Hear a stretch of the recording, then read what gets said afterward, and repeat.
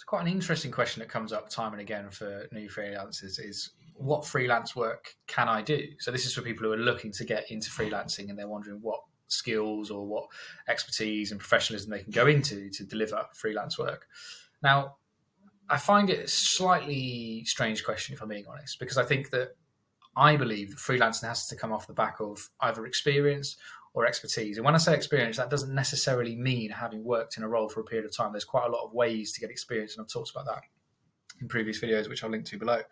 However, there has to be some level of expertise and experience. Otherwise, what is the value exchange? What are you offering? If you don't know anything about the service that you're providing to clients, the chances of you getting any high quality work where you're going to get paid well for your time are pretty slim, to be honest.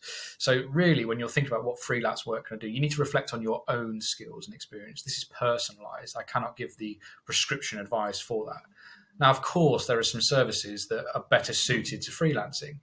Let's say, for example, digital marketing, the area that I work in.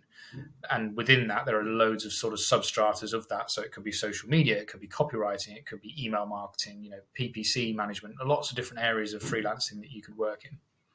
Now, of course, there are things within design, from graphic design. You've got things like web design, and that links into then development and coding. So there are a lot of skills that align themselves well to freelancing. There's no doubt about that. However, in terms of what freelance area and skills you should work in, you can only really ask yourself that question.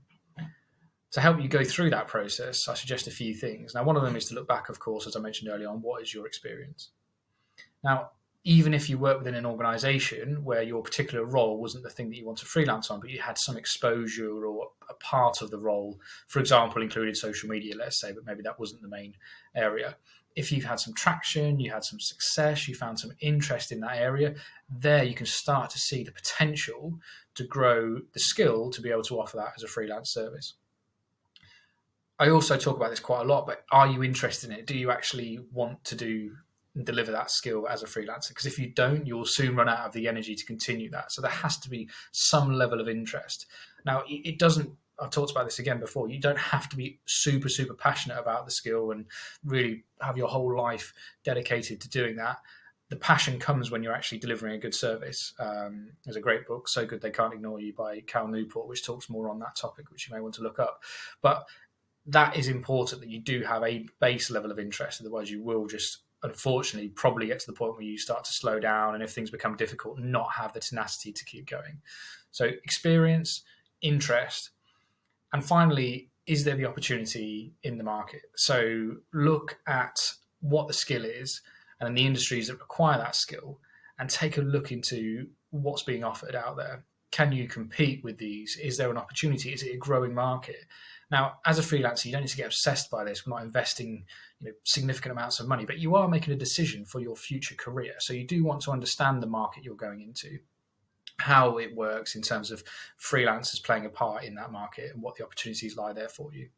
So although I don't think it's the most important area, I do think it's worth looking into and understanding it, because then you go in with open eyes and you can really kind of structure and plan your growth as a freelancer within that. So yeah, unfortunately can't answer the direct question of what to do for freelance work, but by going through those own questions about your own capabilities, interests, and the market, then you can perhaps start to structure an opportunity to go into freelancing. And of course, as with anything, it'll be iterated and adapted over time, but that will give you a framework to get the opportunity and identify the opportunity, to get started and begin on your freelance journey.